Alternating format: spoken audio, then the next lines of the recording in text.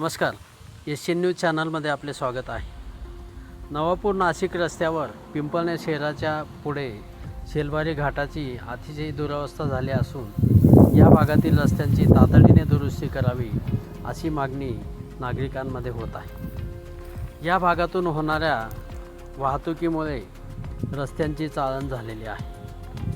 त्यामुळे या परिसरामध्ये अपघात हे नित्याचेच झालेले आहे.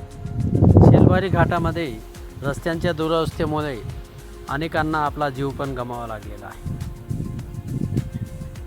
काल एकाच दिवशी 3 अपघात झाले. यामध्ये खडी घेऊन जाणारा ट्रॅक्टर पलटी झाला तर 2 वाहने थेट शेलवारी घाटाच्या खाली उतरली. सातत्याने होणाऱ्या अपघातांच्या मालिकेमुळे या परिसरामध्ये संताप व्यक्त होत आहे.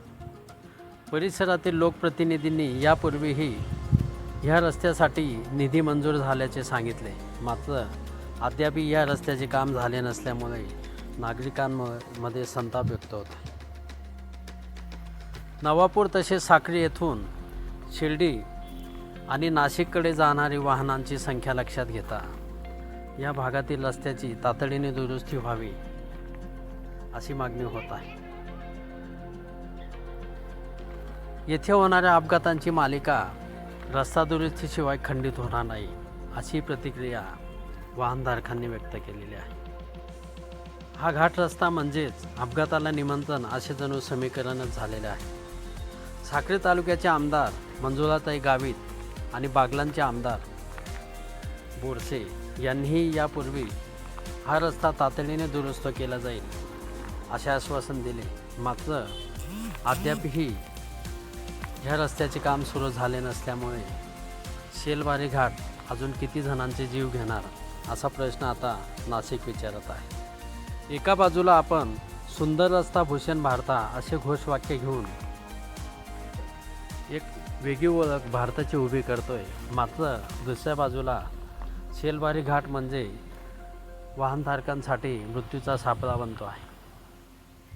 शेलवारी घाटातील रस्त्याची तातडीने दुरुस्ती करावी अशी मागणी वाहनधारकांसह परिसरातील नागरिकांनी केलेली आहे. एशियन न्यूजसाठी प्रतिनिधी सुभाष जगताप, पिंपळनेर. धन्यवाद.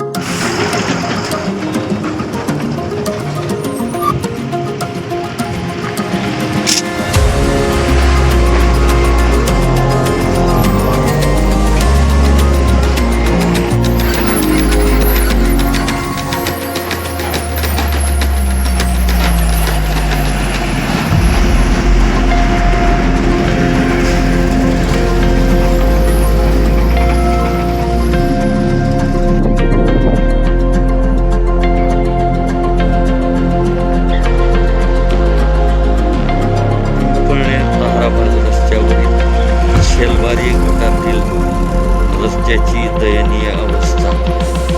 वाहन